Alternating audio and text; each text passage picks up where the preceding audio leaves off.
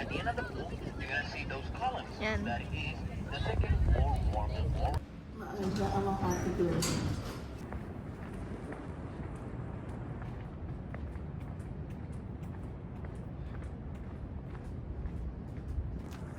Ganda ba? O, bigyan mo na rin ako matamatawag ko. O, yan na. Tiche!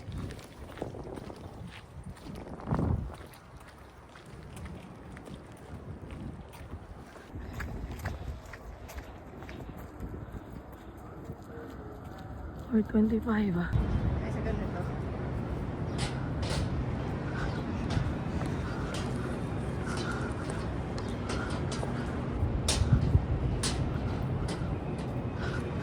Okay.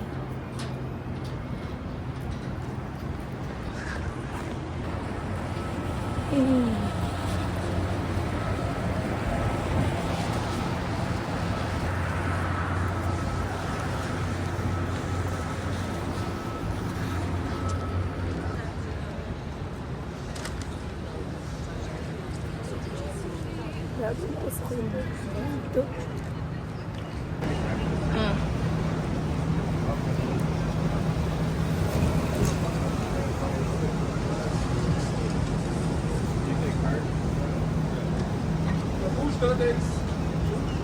Very much, friends. Let's make a straight line. So, yun yung bus namin for Washington and Philadelphia tour. It's almost 5 a.m. in the morning. I'm with my ate Che. Kami sa food store. Yan yung background. Times Square. 1 seat per person daw. 1 seat per person. Party time.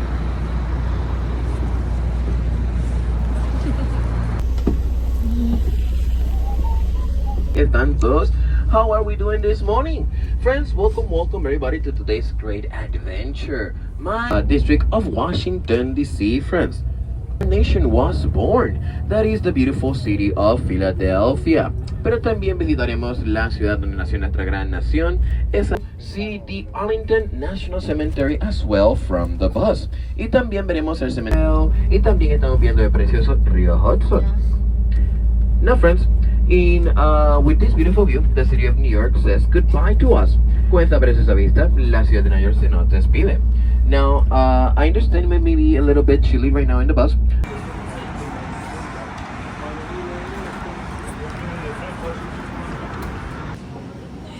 Coffee.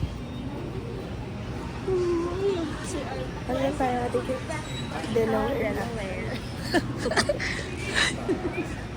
You are here.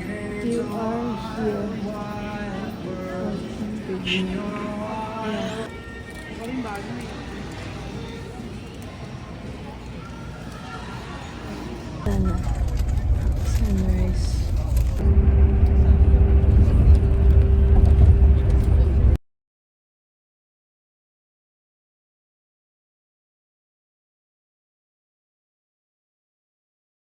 To our first destination, I would love to talk to you a little bit behind the history of the District of Washington, D.C. Amigos, mientras llegamos a nuestro primer destino, me encanta. Veremos ahora el domo de nuestro Capitolio. Right in the top, there is a very special statue known as the Statue of Freedom. Justamente en la cima, hay una estatua muy peculiar llamada la Estatua de Libertad. It depicts a female warrior inspired in the goddess Athena to be the offices of the Congress people. Esos edificios blancos alrededor del Capitolio, the obelisk of Washington, D.C., but we have a better name. We call it the George Washington Monument. We're gonna see it later on. But keep your phones ready. Mantengan sus teléfonos listos. Go to the right side. We're gonna Independence. Él escribió la Declaración de Independencia de Estados Unidos. He was also the third president. Él también fue el tercer presidente. Virginia with the district. Este río pues divide el río Potomac con el... Oh wow, that's going pretty fast, nice. Con el estado de Virginia. Now, view of the next building. Hacia el lado izquierdo tendrán una mejor vista al próximo edificio. That is the Pentagon. Eso es el Pentágono. Now, the Pentagon hosts our to construct the largest office building in the world, opening by the year 1944. Solamente tomó 2 años para construir el edificio de oficinas más grande en el mundo, abriendo en el año 1944. Today, it is known for being the largest defense building in the world. Hoy día continúa siendo el edificio de defensa. The Marine Corps Memorial, also known as the Iwo Jima Memorial. Amigos, iremos a ver un recordatorio muy bonito, conocido como recordatorio Tons of Copper. Right in the bottom, there's a beautiful pedestal with many battle names. Those are all the bathrooms on this stop.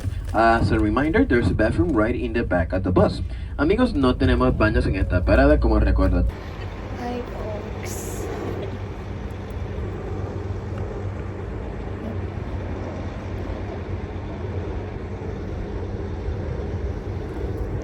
Basta labas. Paano makikita yung sa ano? Ito, nakita sa gilid. Diba?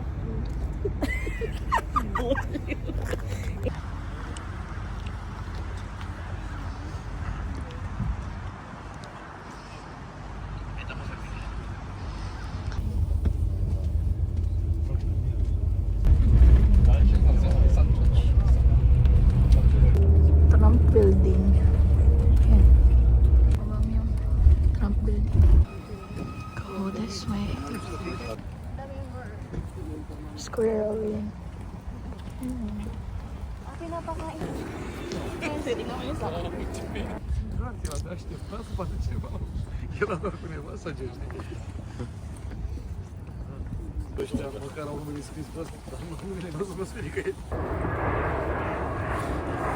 The Vietnam War Memorial. Amigos, lo que acabamos de caminar se le conoce soldiers who gave their life during this war. Está dedicado a más de 200,000 soldados quienes murieron durante la guerra de Vietnam.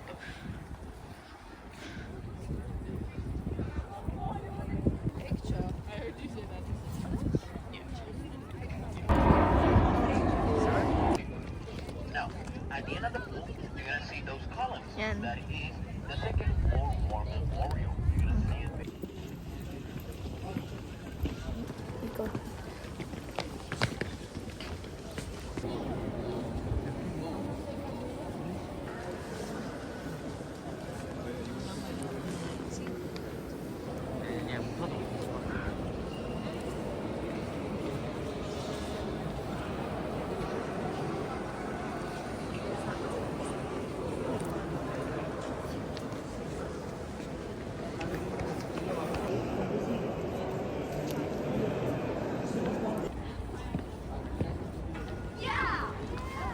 Our first president did not live in the house, right?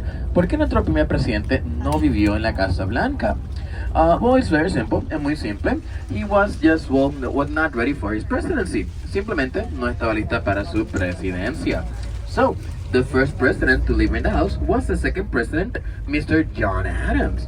Así que nuestro primer presidente que vive en la Casa Blanca. Esto es totalmente un espectáculo rosado de la naturaleza. Was reconstructed. Todo lo demás fue reconstruido. And in many areas the flames left black stains. Y en muchas áreas las llamas dejaron manchas de negro. They simply went ahead and painted all white. Simplemente la pintaron todo. Y ahora el vecindario nota que la casa, este año 1901, la adoptaron oficialmente como la Casa Blanca. Friends, get your phones ready. Alisten sus teléfonos. The White House. Hacia el lado izquierdo verán ahora la parte sur de la Casa Blanca. Tenemos mucho más de cerca el monumento a George Washington. Now friends, we're gonna go and disembark to visit the north side of the house, okay? Nosotros desembarcaremos para ir a visitar la White parte House. norte de la Casa Blanca. Also crossing the street to the right, we have the dark building that looks like an upside down pyramid. That will happen to be the Smithsonian African American History. Justamente al lado derecho tenemos Accomplish Thanks to the United States Secret Service. Como ya sabemos, amigos, la Casa Blanca es conocida por ser la casa de perimeters whenever they want, because they want, and they don't have to give any explanations. Por esto mismo, ellos están permitidos cerrar el perímetro cuando quieren, porque quieren, y no tienen que dar ninguna explicación. To the White House. Lo llevaré lo más cercano posible que pueda yo a la Casa Blanca, okay? But it will all depend on the mercy of the Secret Service. Todo dependerá de la misericordia para comenzar a alistarnos.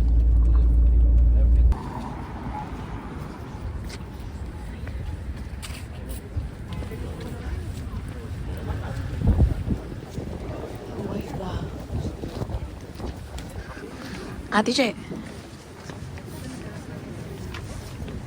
Anong tayong banyo?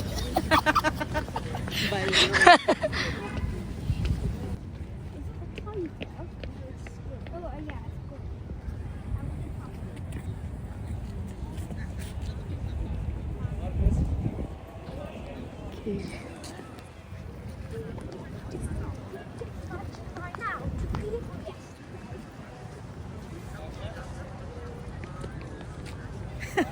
Ayan, Ate Che. Okay. White House.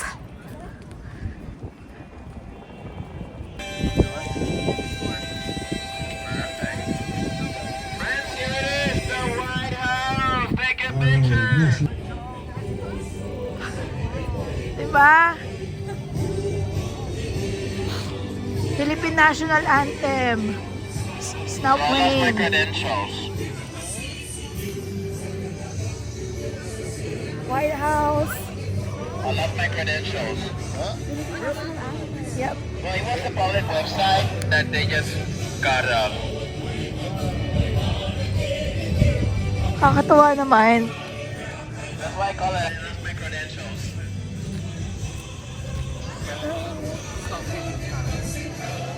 May langit sa lang boses. I would not know nothing for now. Ay, mga ang mamatay ng dahil sa'yo. Thank you! Yay!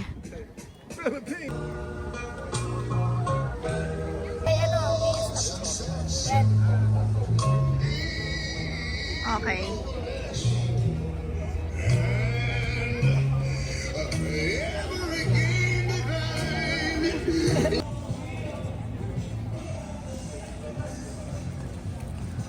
Yay! Nasaan ka ngayon? Nandito ako sa White House. Anong ginagawa mo dito? Picture lang. Ganap ng ka-organic encounter. Hindi ka nakaabot ng Malacanang pero nakaabot ka ng White House. White House. Tara na. Chat.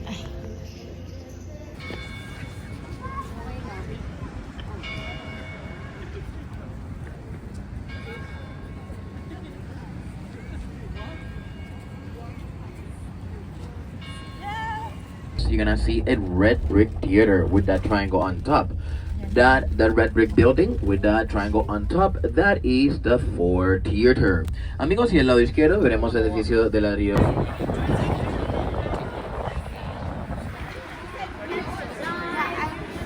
There's a lot of food trucks of different kinds, like halal food, American food. Tenemos una buena pizzería. The pizzeria also serves salads as well, just in case. En la pizzería también sirve ensaladas en caso que quieran ensaladas, ¿no? But as we can see, friends, stands the original copy of the Constitution of this United States. Aquí está la copia original de la Constitución de Estados Unidos. But also you have the original copy of the Declaration of Independence of the United States. It was our diverse letter against England. Pero aquí también se encuentra la Declaración de Small Dome, that will happen to be the National Gallery of Art. Este edificio con los pequeños domos, justamente al otro lado, es la Galería Nacional de Arte. Tienen ahora el Capitolio de Estados Unidos, also known as the House of Our Democracy and the House of Our Liberty, también conocida como nuestra Casa de nuestra Democracia y la Casa de nuestra Libertad. It is right here where our Congress meets. Es justamente aquí donde nuestro Congreso se congrega. You can take pictures even closer. Space Museum. Este edificio gris a mi lado del bus, este es el Museo del Aire y Espacio. To the direction that we're heading, you should find some. So, ilang oras tayo dito?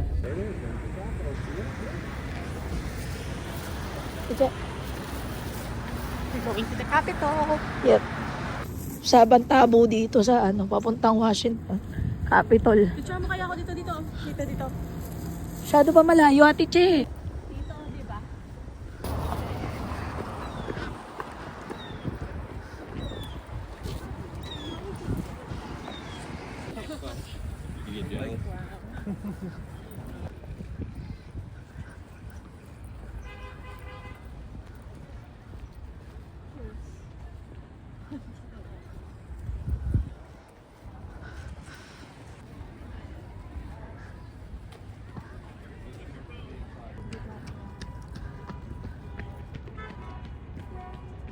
Ate Che. Pakita mo yun, no? Alin? Ito. Ito nga, Capitol. Capro. Che!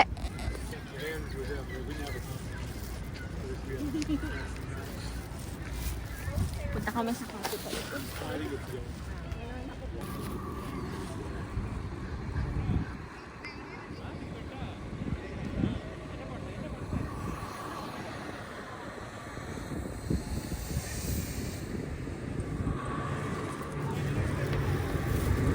Che. Nasaan tayo? Nasa Capitolio ng Estados Unidos.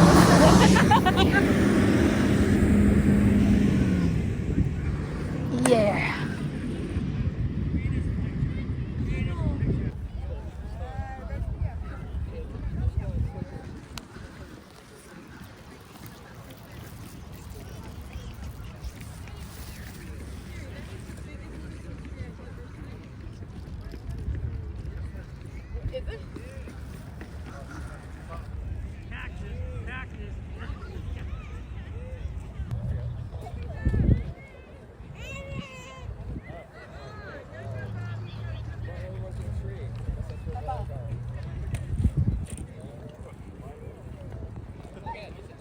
Ay, hindi pala ito napipicture.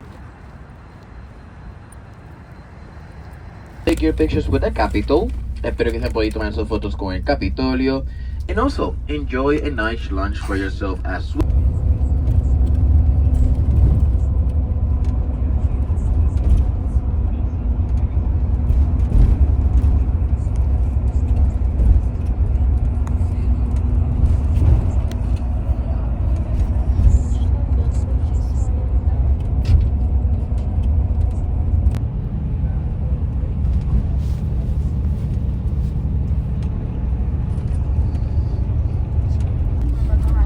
Now friends, welcome to Philadelphia. We have made it here. Over here, we're gonna go visit the Liberty Bell, friends. Amigos, bienvenidos todos en la ciudad de Filadelfia. Aquí iremos a visitar la Patay tayo ng ng 30. Lipat tayo, pahinga tayo. Ang sakit na yun.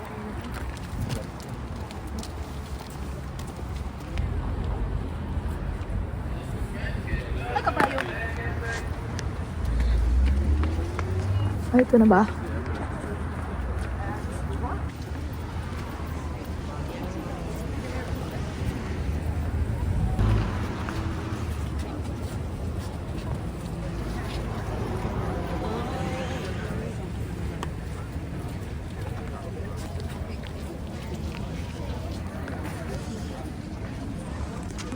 Che.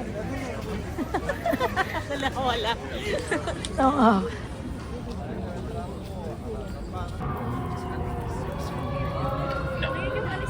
We go Tonight.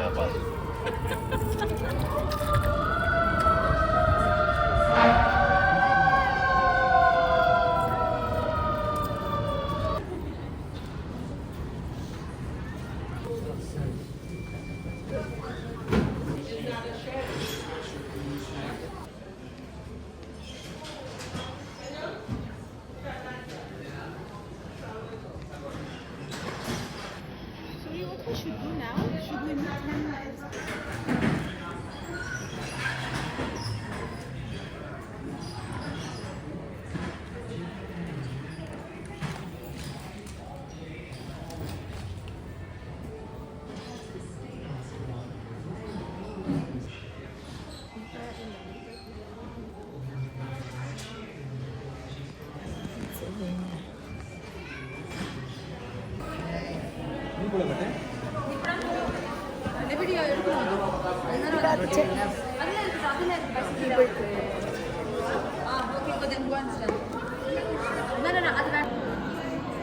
Ay, video na. Video na to, Tintin. Naputol.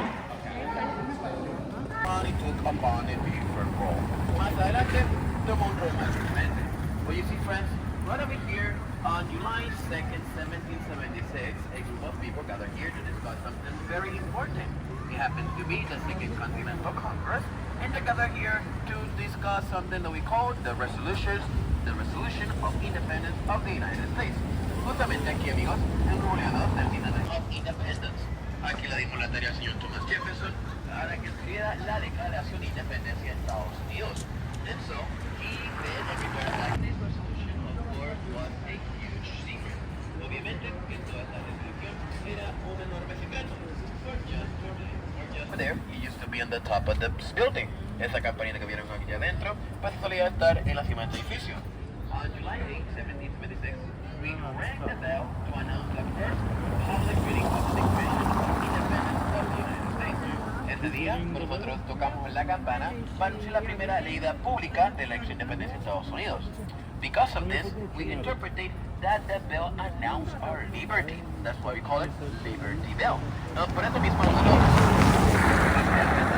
que la campana anunció nuestra libertad. Por eso la llamamos la campana de la libertad. And today, this building we call it the home of independence of the United States. Y hoy día al edificio le llamamos la Sala de Independencia de Estados Unidos. You can find it. Now, friends, our next stop will be the Rocky Balboa statue. Nuestra próxima parada será la... Dito sa flag.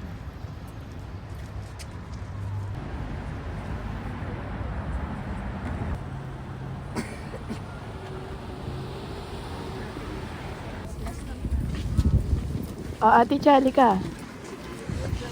Dali, lagi na lang ikaw kakaguli. Hi.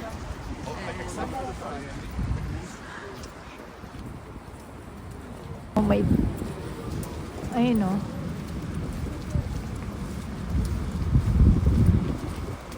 The clock. Mint. Get there, we're gonna go through a small tour to the city of Philadelphia. But as we get there, I also would love to tell you, on the left, you're gonna see a small house with scaffoldings. Justamente aquí en la calle 7, al lado izquierdo, verán esta casita con andamios. That is known as the Declaration House. Se le conoce como la Casa Declaración. Inside that house, to the left side, that is the house where Thomas Jefferson wrote the Declaration of Independence inside it. Dentro de esa casita es donde el señor Thomas Jefferson escribió la de most commercial streets over here. Esta es una de las calles más comerciales de la ciudad de Filadelfia. To the right side we have a mall known as Fashion District Mall. Justamente a lado derecho tenemos un centro comercial y también un Hard Rock. Now you cannot see it very well, but usually we have a beautiful view to the City Hall of the City of Philadelphia, which stands at the end of this round. No se ve muy bien.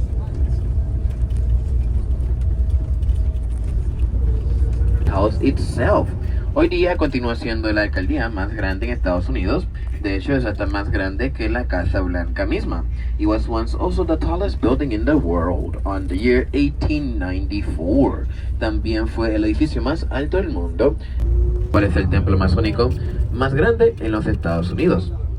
And to the left side, we have now the tower that I spoke to you about. Y al lado izquierdo tenemos la torre del cual les hablé.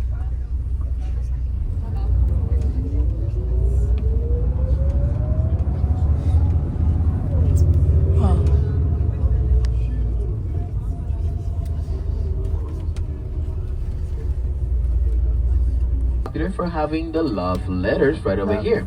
Este parque es popular por tener las letras de amor. It is also known as JFK Boulevard. Este parque también es conocido por llamarse a sus visitantes. Asan yung flag na? Now friends, to the right side we're gonna have the Basilica of Saint Peter and Saint Paul. Justamente hacia el lado derecho tenemos la Basílica de San Pedro y San Pablo. This basilica was visited by Pope Francis himself during his visit to the city of Philadelphia in the year 2015. Esta iglesia fue visitada por el Papa Francisco durante su... Right now, to the right side, we had the Free Library of Philadelphia. Justamente a la derecha tenemos la librería libre de la ciudad de Filadelfia. And then now to the left side we're gonna have the Benjamin Franklin Institution. Y hacia el lado izquierdo tenemos ahora. Y finalmente, para finalizar nuestra vista, tenemos ya el Museo de Arte de Filadelfia. Museum of Art, Philadelphia.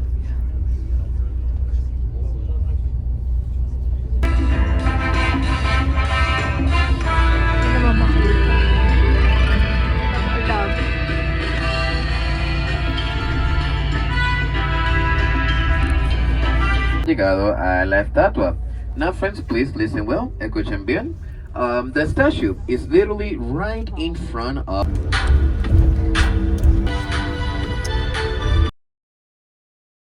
Na Manhattan. Kasi welcome to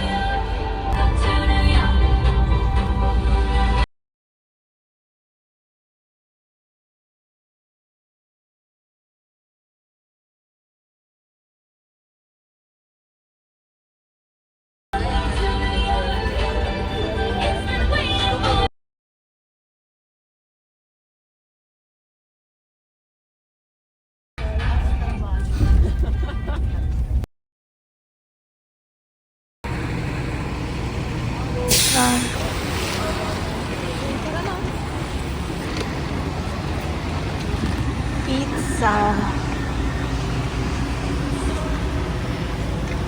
Try namin yung $1.50 pizza. Charan.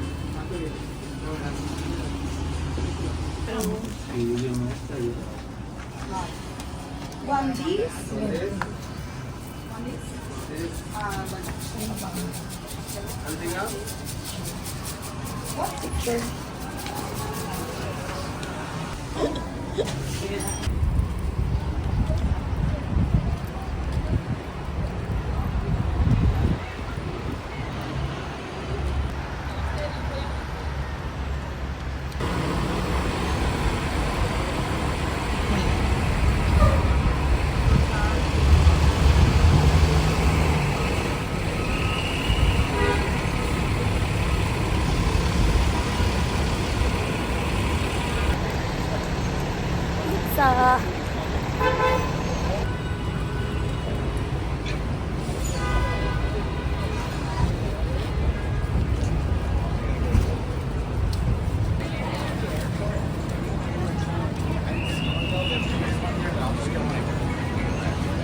Yum.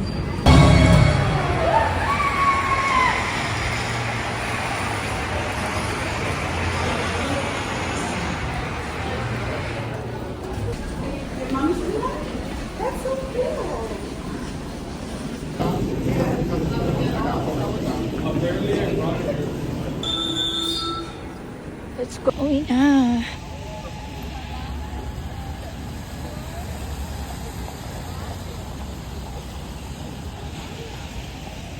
Uwi na mga beshi. Pagod na ako.